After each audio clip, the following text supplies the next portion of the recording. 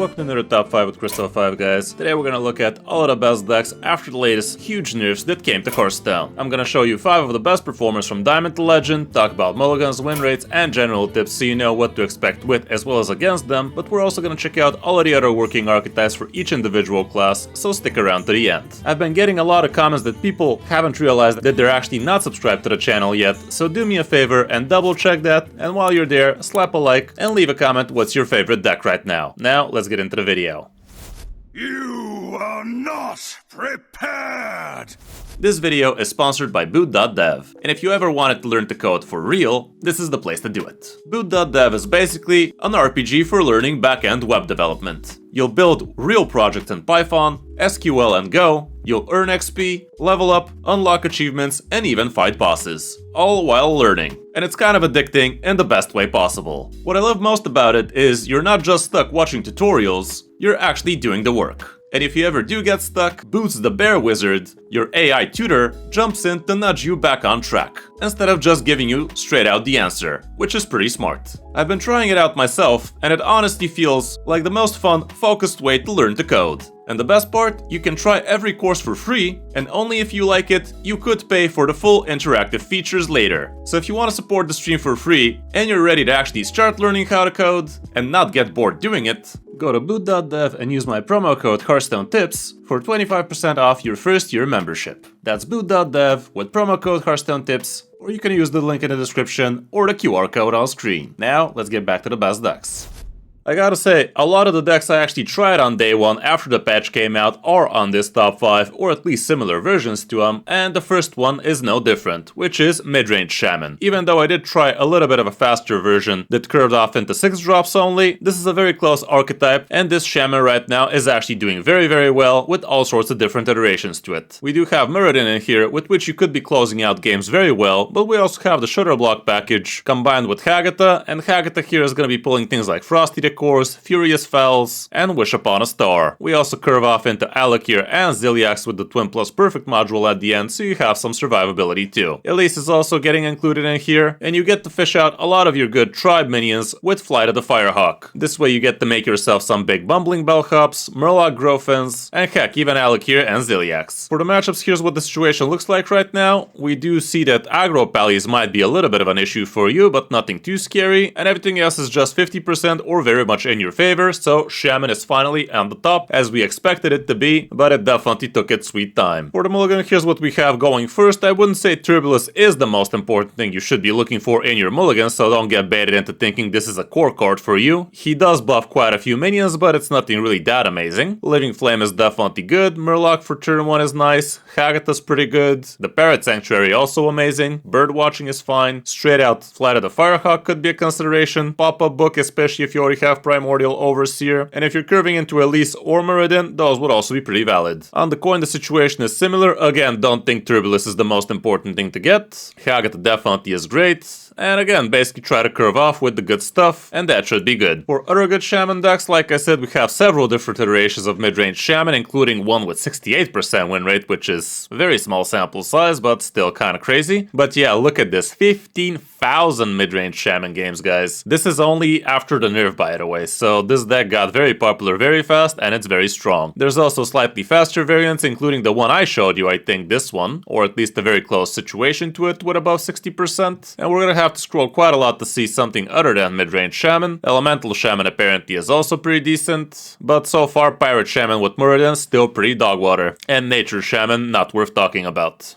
On the number 2 spot, it's another obvious inclusion here, which again I did play on day 1, and this would be Aggro Demon Hunter. And yeah, there's no surprises here. In the end of the day, aggro does thrive in new unrefined metas, and it was already a very strong deck before the nerfs, and the nerfs really didn't do all that much to it. Shaving off 1 health out of Battle Fiend literally was nothing for him. What is this deck trying to do? Well, it's trying to kick in the opponent's teeth nice and quick. Early on you do it with the board, later on you do it from hand, and usually you should be getting getting a lot more wins than losses. You can definitely check out my detailed video about this deck, where I also include some day 1 gameplay after the nerfs, so you get to have a good feeling about the deck both with and against it. But yeah, it really is powerful. It has quite a few big pop-off turns, including King Mukla as soon as turn 2, Ziliax as soon as turn 3, and same with Perennial Serpent, as long as you manage to set it up with a good dormant minion, and that role would be for Slumbering Sprite. You could also set up something with red card super early, or you could get lucky with a Grim Harvest with more than 1 turn dormant. Ziliax is also in here to finish off some harder games, and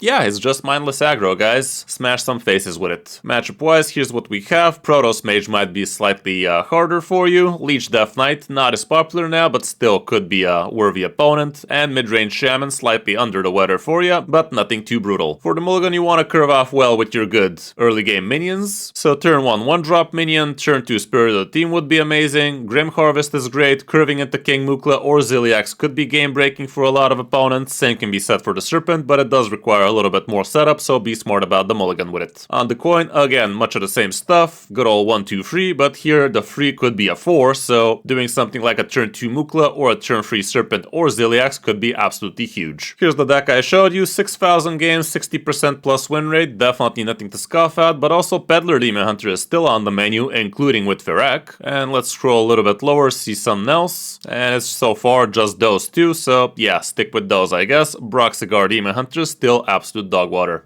On the number 3 spot, believe it or not, it's Elemental Mage. Honestly, I was not expecting to see Elemental Mage today on the top 5, but it does make some sense. Again, it is a pretty cheap aggressive deck, and people do love clapping with those as soon as big shakeups happen. So yeah, apparently this deck is still working quite well. It's not as powerful as the one a few expansions ago where you had a lot more elemental support, but it's still actually getting the job done almost 60% of the time. This deck is super cheap, only having a couple of epics in here, and everything else is literally commons aside from a couple of rares. And yeah, you do have a lot of early game board presence, you cheat out a lot of stats, and you have a lot of face damage from hand later on, so no wonder it's doing this well right now, with all of those other cards getting nerfed. You do have a lot of burn damage with things like Spontaneous Combustion, couple of Fireballs, couple of Triple Wick Tricksters, the Windswept Page Turner could actually be devastating if the opponent can't handle it, and Solar Flare is also pretty nice. So yeah, a lot like the Aggro Demon Hunter, the name of the game with this one is try to stick a board early on to get some chip damage and later on finish the opponent from hand. Matchup wise, here's what we have. One Somdi Death Knight is not gonna be your friend, but everything else looks very good, so again, climbing should not be an issue with this one. Going first, again, try to be curving off with the good minions, don't keep any spells here, just try to get the good old 1, 2, 3, and same can be said when going second, and here curving into the Blazing Accretion is absolutely amazing in both cases, honestly, like this guy is just doing way too much way too early, and if you're curving into the Conjured Bookkeeper, that can also be pretty awesome, because this again gives you way too much stuff, only for free mana. Protoss Mage is also a deck I tried right after the expansion came out, and it did feel a lot better than it used to, but apparently it's still in the 55-ish%, which is not bad, but it's not an absolute meta breaker either. Other than that, we should scroll a little bit further to see if something else emerged, and some people did do well with things like Imbue Mage, Arcane Mage, and so on and so forth, but for the masses, it's not really gonna get you there.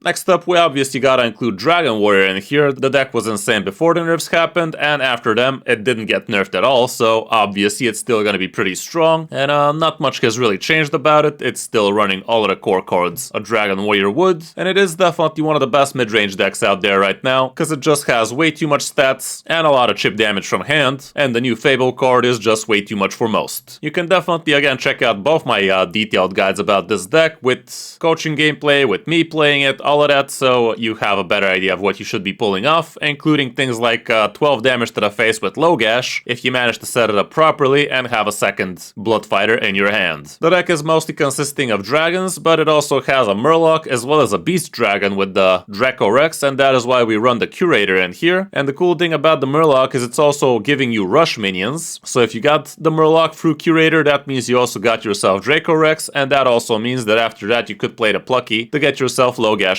himself. The thing about the Blood Fighters is they're pretty annoying to handle, because you never know if the opponent does have another fighter in hand, and that kind of forces you into not killing the first one, unless you are prepared to fight a 12-12 after that too, and a lot of the times you won't be. The Windpeak Worms are also insanely powerful, sitting at only 5 mana after you've played a dragon. The turn prior really makes for a very good tempo play, and getting yourself 2 of these, and heck even more if you manage to discover a few, can be absolutely game breaking. For the matchups, here's what we have. Quite a few little bit in the red, like Protoss Priest apparently, even though that's not as popular nowadays, but Aggro Demon Hunter definitely might be something you are gonna face a little bit too much. Mid-range Shaman is in the 50-50, so all around it's still a pretty good deck, but you do have a few not so great matchups. When you're going first, you are gonna want to curve off with the good 1-2-3 again. To be fair, there is no good free drop here. The Plucky is okay, but you're definitely not gonna hold on to it, because it's the only Murloc in here, so you'd much rather get it out of the Curator, but honestly, if you're curving into it, it's not the worst idea either. In the end of the day, you are not guaranteed to actually have a Curator for turn 5, so there's that too. The Dark Rider can be amazing for you, giving you extra. Dark Gift Dragons, if you already have a 1-drop, the Petal Peddler becomes absolutely insane. Brute Keeper is decent.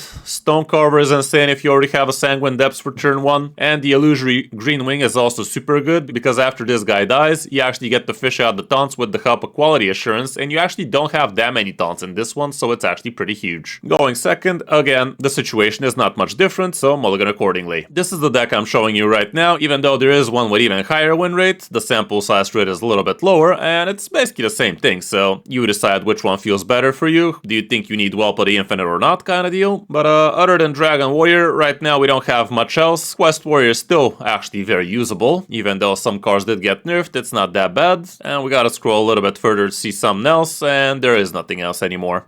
And the last deck on the list is actually going to be Zarimi Priest, which is interesting. But yeah, Zarimi Dragon Priest is actually good once more. I have faced a few of these out there, and basically the gist of it is you get yourself the extra turn, and you try to land Muraz on the turn where you get the extra turn. So after that, you get to kill the opponent with infinity damage, which can be pretty satisfying, but it's also pretty annoying for the opponent, that's for sure. You do have a good amount of control tools in this one with things like Repackage, Light Bomb, Bob is also in here, and you also even run things like Elise, with which you could definitely go for the 5 mana for 2-1 rushers, maybe even with +2 attack. Those can be very helpful. You also have plenty of healing in this one, and obviously plenty of dragons, so you can actually get that Zarimi nice and early, but you are not going to be able to do the Murazant nice and early because you do need to have a lot of mana for that to work, which probably does include a Sarah as well. It's kind of interesting this deck does not run Naralex in here, with which you could pull off a Sarah even earlier, but I guess it is what it is. You're still going to be running even Ancients of Yore, and even though they got nerfed, it's still an amazing minion for you. Effectively, getting both of these for a couple of turns means that the nerf reduced your armor by 8, which really doesn't sound that big a deal, and it still gave you 4 cards. I will probably try this deck tonight on stream, so be on the lookout for that, but now let's take a look at the mulligan. Here's what it looks like going first. Obviously, you are going to want your Gift Wrapped Whelp. Scale Replica is pretty decent, but it's not the most amazing thing to do on turn 2. It would be much better if you actually play. Scale Replica also is something you could be doing on turn 2. You actually don't have too many 2-drops in this deck, so what else are you gonna do? Disciple of the Dove is also pretty decent. Portal Vanguard is fine. Basically try to get yourself some cheap dragons or ways to draw some cheap dragons. On the coin, again, plenty of the same stuff, so get them dragons fast. For other good priest decks, we can also see some people try Bandage Priest again, and even though Resuscitate got nerfed, apparently it's still potentially doing pretty well. But this is the one I'm showing you, not the biggest sample size, but still, anything above 500 games for a couple of days I'd say is good enough stats for me. Protoss Priest is still playable, but it ain't the monster of a deck it used to be, and the rest not worth mentioning, I guess. It's just iterations of these.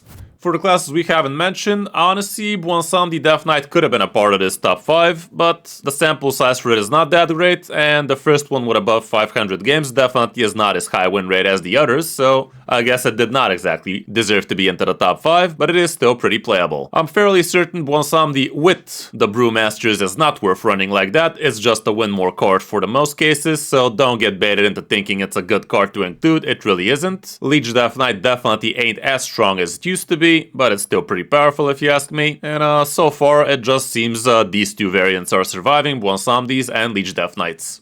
For Druids of Yana, Druid apparently is not super bad right now, but it's also not that amazing either. Imbue Druid, not amazing either. Taunt Druid, borderline 50%, and the Protoss Location Druid also doesn't look too fancy either.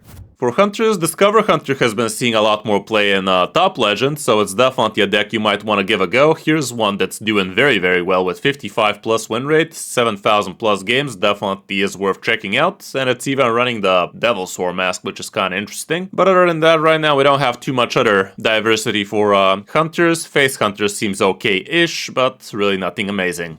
Aggro Pally definitely almost made it into this top 5. It could have been instead of Zarimi Priest in terms of popularity. The win rate is still slightly lower than it, but definitely looks pretty good. But it's really nothing new. Like, it's literally a deck you could have been playing 3 months ago, and a lot of people did. So yeah, if you want to play Pally, this is probably the way to go. There's another variant with a lot less win rate. Imbue Pally is also playable apparently, but not too amazing. Quest Pally is still usable, but not as strong as it used to be. Aura Paladin is okay-ish, and that's about it for the Paladin class. Rogue definitely took a huge hit with this one, but Garona Rogue is still usable, even though it's no longer using Ferrac, which honestly I feel like is a mistake. I'd say you can still probably do somewhat well with the old Garona Rogue I showed you with the weapon shenanigans. Like, this deck here really feels weird without having any +2/+2 sharp shipment in it, but I don't know. It is what it is, I guess. Aggro Rogue is somewhat usable, but nothing too amazing, and Psycho Rogue is under 50%, but it might be due to skill issues. And look how the mighty have fallen. Quest Warlock is nowhere to be seen anymore for Warlock, but I do believe Shred Warlock should be treating you well. I was expecting this to be an actual top tier deck, honestly, but apparently it's in the 54-ish percentile. Not the worst, but far from the best. And let's just take a quick gander at what top 1000 Legend is looking like right now, and it's Midrange Shaman still at the top, Discover Hunter definitely very usable over there, and like I said, Psycho Rogue is actually decent, but it has to be in skilled hands, so here it is. But it's still not that amazing. Dragon Warrior also not that hot in top Legend apparently. So that's gonna be it for this top 5, guys. Hope this video helped you, and if it did, a like and subscribe would be awesome, and do let me know in the comments which is your favorite deck right now, and I might just try it on stream today. Don't forget to check out boot.dev if you want to support the channel for free, and thank you for watching. I'm Kris05, and I'll see you in my next video, or stream.